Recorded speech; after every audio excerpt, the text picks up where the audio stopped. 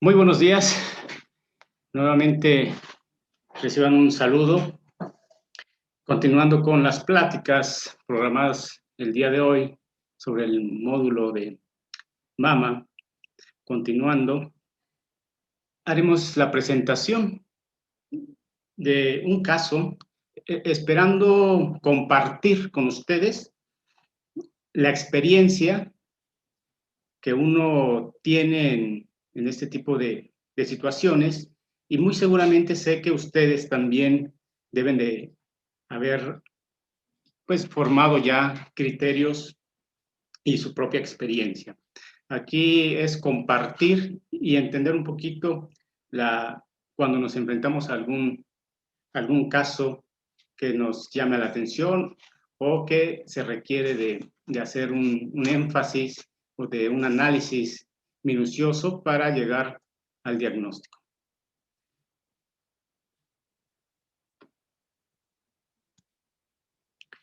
Estamos en pandemia, pero esto nos ha permitido externarnos o comunicarnos de diferentes formas, y esperando que esta plática nos deje avanzar.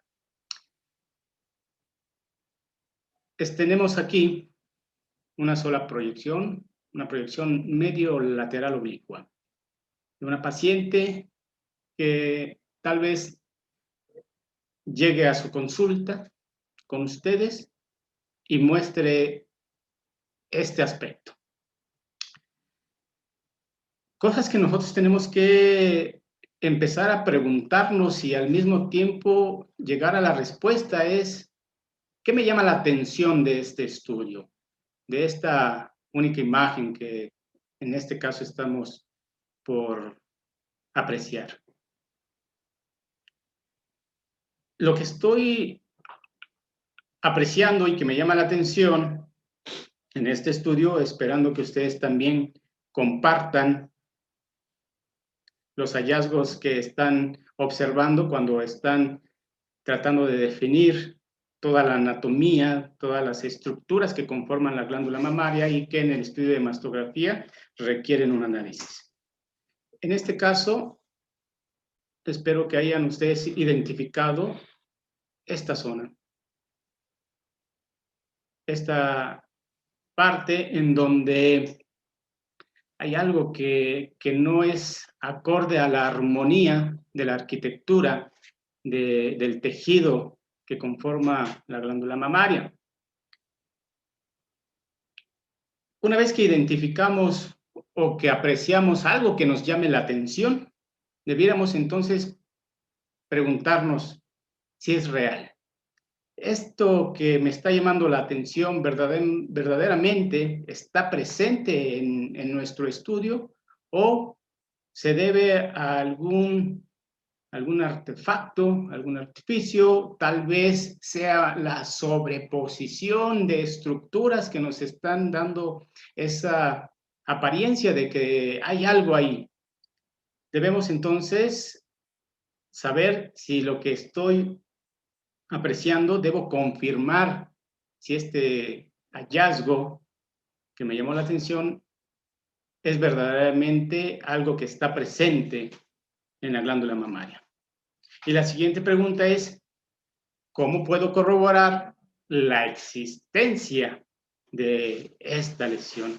Yo pensaría entonces que una vez que descubro la alteración en un estudio y que intento responderme si es real el hallazgo, necesito corroborarlo.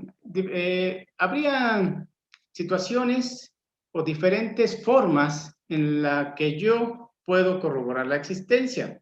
Alguna de ellas sería posiblemente corroborarla en la proyección cráneo-caudal. Ese sería uno de mis primeros pasos al hacer la evaluación de un estudio de mastografía, corroborar que este hallazgo que estoy apreciando yo en la proyección medio lateral oblicua se presente de forma muy similar en la proyección craneocaudal. Ese sería el primer indicio o el primer paso que yo debo de dar. Otra forma de corroborar la existencia de esta lesión sería hacer uso de alguna proyección extra que me termine de definir la presencia de este hallazgo. El hallazgo que estamos observando, pudiéramos entonces complementarlo con una proyección que nos ayude a decidir que está presente. Esta proyección debiera ser, en este caso, una proyección de compresión. Si yo hago una compresión localizada sobre el sitio de interés, voy a intentar con esta proyección de compresión hacer que a mayor compresión que voy a realizar en el tejido glandular de la paciente, tratar de que se modifique toda esta región que está afectada, y si es que modifica, entonces estaríamos ante una situación de a lo mejor sobreposición de tejido y de estructuras que están asociadas,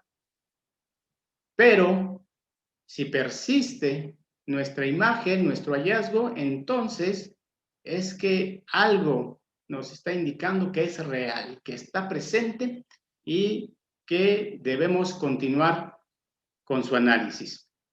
Otra forma de corroborar nuestro hallazgo que estamos observando pudiera ser de forma complementaria el ultrasonido. Recuerden que el ultrasonido es un método de imagen muy benévolo, es un estudio que nos permite muchas veces corroborar muchos de los hallazgos que apreciamos en una mastografía. Entonces aquí, en esta situación, creo que estarán de acuerdo conmigo que el ultrasonido sería una modalidad que nos ayudaría a terminar de evaluar si este hallazgo es real. Aquí hice solamente una ampliación de la imagen para que ustedes pudieran apreciar mucho mejor el hallazgo de interés que nos ha llamado la atención. Nuevamente, visualicen toda esta zona y podrán entonces ustedes decir que hay algo que nos ha llamado la atención, que si le hicimos una proyección complementaria de compresión focal en el sitio de interés y que persiste este hallazgo que no ha modificado, y que si además lo complementamos con un ultrasonido y está ese hallazgo presente, quiere decir que es real. Otra pregunta que debemos entonces hacernos y contestarnos en el momento de hacer la interpretación del hallazgo es si este hallazgo que estoy yo identificando pudiera ser benigno o pudiera ser maligno. Recuerden que muchas de las lesiones que logramos nosotros apreciar en un estudio de mastografía, la patología benigna y maligna puede tener una sobreposición de hallazgos. ¿Qué quiero decir? Que una lesión puede mostrar un aspecto tanto en una patología benigna como en una maligna.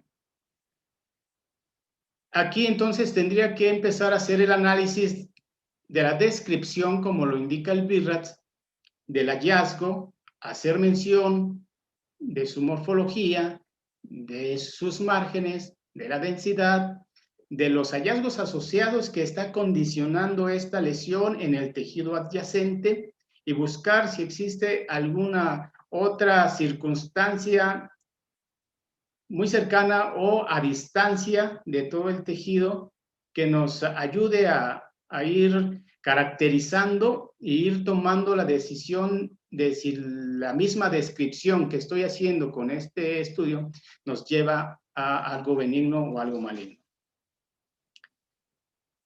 Como el interés que tenemos es siempre encontrar cáncer en los estudios de mastografía, debo entonces empezar a recordar cuáles serían los diferentes hallazgos o patrones que un cáncer puede mostrar en una mastografía. Esa sería mi siguiente pregunta. ¿Cuáles son las diferentes apariencias que puede mostrar un cáncer en un estudio de mastografía? Hay signos que podemos decir primarios en donde ahí la característica es encontrar 4 hallazgos que pueden ser indicativos, no es que sea totalmente el 100%, pero que nos van orientando a que puede ser un cáncer, es el nódulo de márgenes espiculados. En segundo lugar, microcalcificaciones de sospecha, sería otra forma en que podemos encontrar un cáncer. La distorsión de la arquitectura es otro de los datos, o la asimetría. Esos serían tal vez nuestros primeros 4 puntos que debemos conocer, de saber que pueden darnos la presencia de una patología maligna. Aquí tenemos el estudio de ultrasonido del hallazgo que estuvimos observando en la mastografía. Y una vez que describo o que empiezo a caracterizar el hallazgo por ultrasonido, como ustedes lo pueden ver, vean cómo en el ultrasonido tenemos esta imagen hipoecoica, los márgenes angulados y la cierta distorsión que condiciona en los planos, ¿sí? Planos tanto del tejido fibroglandular como en el componente graso que debe de pasar por ahí. Y está asociado en este estudio esta sombra posterior que sale o que parte de este hallazgo. En esta otra visualización de la imagen, vean que si bien modifica la morfología que tenemos aquí en esta visualización, persiste la lesión, una lesión hipoecoica, que está distorsionando el tejido que está adyacente y que persisten todos estos trazos posteriores de refuerzo o de sombra, perdón, de sombra posterior. Una vez que tengo la mastografía y el ultrasonido y que he caracterizado el hallazgo, lo he corroborado, tengo que seguirme preguntando cuál es la posibilidad diagnóstica del hallazgo que estoy yo tratando de describir. Con la mastografía y con el ultrasonido, debo entonces hacer mi análisis y hacer referencia a todos los hallazgos que pueden estar incluso asociados. Y entonces también debo pensar cuáles pueden ser los diagnósticos diferenciales. Les comentaba que hay patología maligna y patología benigna que en un estudio de imagen, de mastografía o de ultrasonido nos pueden dar una similitud en hallazgos.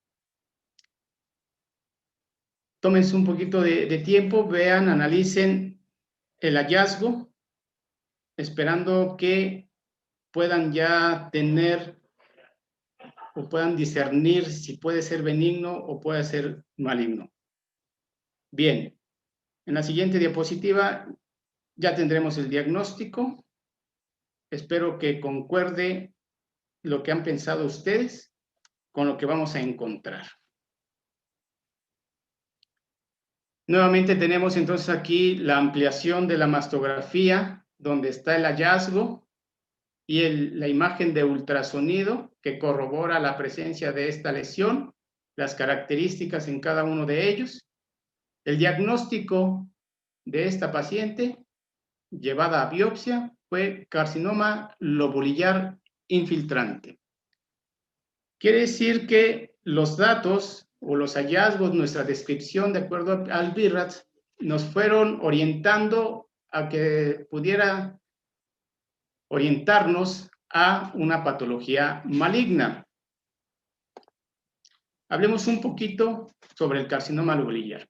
Aquí tenemos entonces una de las preguntas que debiéramos hacernos es, ¿cuál es el porcentaje de presentación en el carcinoma lobolillar infiltrante? Recuerden que en más del 85% del tipo histológico de cáncer de mama se debe al carcinoma ductal infiltrante. El carcinoma lobolillar, como lo dice aquí la diapositiva, ocupa el segundo lugar más común y constituye de un 4 a un 15% de todos los cánceres. Otra pregunta que deberíamos hacernos es, ¿por qué es complicado el diagnóstico clínico y por imagen del carcinoma lobolillar infiltrante? Aquí lo intentaré de explicar. En este esquema ustedes pueden ver una glándula mamaria con algunos de los conductos lactíferos que van recorriendo todo el estroma y todas estas pequeñas imágenes como saculares que intenté mostrarles sería la parte más distal de un lobulillo. Si yo magnifico este lobulillo, tendría una apariencia más o menos como esta, en donde yo veo aquí un conducto que va a entrar a este lobulillo y en el interior de este lobulillo ustedes van a apreciar estos pequeños espacios que son los acinos. Esta estructura que tenemos aquí es lo que conocemos como la unidad ducto lobolillar terminal, que es el sitio más importante anatómicamente en el cáncer de mama porque es ahí donde se origina el cáncer. Esta es la estructura de la unidad ducto lobulillar terminal. En cuanto al carcinoma lobolillar infiltrante, es complicado su diagnóstico por las siguientes condiciones. La densidad que muestra este tipo de cáncer es muy similar o incluso algo menor si lo comparamos con el mismo tejido glandular de la mama. Otro punto es que este tipo de tumor infiltra en forma de un patrón de filas alrededor del conducto, pero dentro del lobulillo. En este esquema vean cómo estas células han modificado su apariencia y llevan un recorrido lineal afectando las células y afectando el tejido adyacente que recorre a través del mismo conducto. Aquí también es importante mencionar que el tipo de distorsión o el tipo de cambio que condicionan en el tejido es muy sutil y eso se debe al tipo de infiltración que hace este tipo de carcinoma, que es muy lineal. No es como el carcinoma ductal que hace una gran masa que va infiltrando y que va creciendo. En este caso, solamente puede haber una sutil disrupción del tejido. Otra de las situaciones es la naturaleza no cohesiva de la célula. Lo explicaremos más adelante. Y que una de sus situaciones es que forma discretas masas que son las que van a dar la apariencia en un estudio de mastografía. Aquí intentaremos explicar entonces la naturaleza no cohesiva de las células en un carcinoma lobolillar infiltrante. La pregunta dice, ¿qué importancia tiene la E-caderina en el carcinoma lobolillar infiltrante? En este esquema, nuevamente, vean cómo la infiltración es lineal en patrón de fila india, que puede irse sobre el mismo epitelio, ¿sí? En este otro esquema trato de hacer mención. Aquí tenemos un epitelio simple que está unido entre célula y célula por una glicoproteína conocida como E-caderina. La E-caderina, entonces, al ser una glicoproteína transmembrana, hace muy fuerte la unión entre estas dos células. Cuando estas células se ven afectadas por un carcinoma lobulillar, modifica obviamente la anatomía de la célula, se vuelven más redondas, y hay ausencia de esta glicoproteína en transmembrana, rompiendo o haciendo un espacio entre célula y célula, como lo estamos apreciando, y permitiendo este tipo de patrón en fila india y perdiéndose la adhesión de cada una de estas células.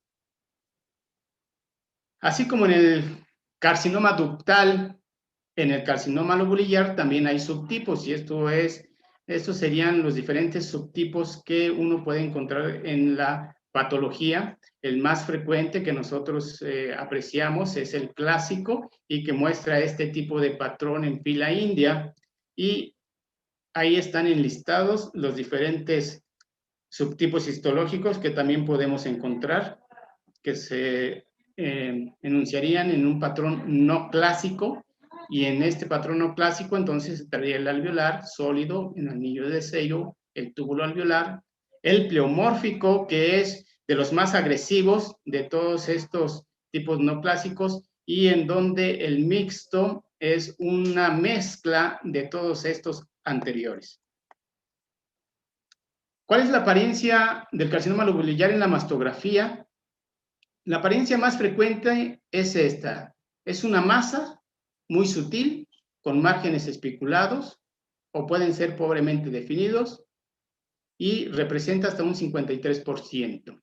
Entonces, aquí en este esquema estoy tratando de mencionar una masa muy discreta, que no condiciona tanta afección en el tejido adyacente, por lo que hemos comentado de la falta de adhesión entre esas células y por el tipo de infiltración que es muy lineal. La distorsión es otra forma en que se puede presentar. Una distorsión nos puede dar también un carcinoma lobulillar infiltrante, una opacidad mal definida, y algo importante que debemos comentar es que incluso en una mastografía normal, hasta en un 16%, hay un carcinoma lobulillar en un estudio normal. ¿Qué proyección es más útil para hacer el análisis de un carcinoma lobulillar infiltrante? Tenemos entonces la proyección craneocaudal y tenemos la medio lateral oblicua. En algunos estudios se ha logrado entender que si la forma más frecuente del carcinoma lobulillar infiltrante es esa sutil masa que está angulada o irregular, especulada, la proyección CC es la proyección en donde con mayor frecuencia logramos apreciar nuestro hallazgo. En la proyección medio lateral oblicua también se hace mención que podemos visualizar tanto la distorsión como una asimetría, como el hallazgo que nos permite pensar en un carcinoma lobulillar.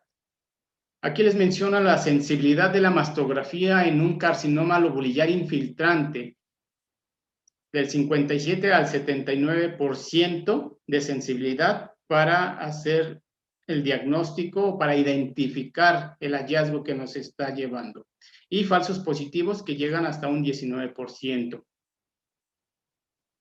¿El carcinoma lobulillar infiltrante se puede presentar como microcalcificaciones? Sí, al igual que lo hace el carcinoma ductal en sus diferentes tipos, también el lobulillar infiltrante puede tener esta apreciación. En un estudio realizado por Legal, él encuentra hasta un 24% de hallazgos de microcalcificaciones que terminan siendo un lobulillar infiltrante.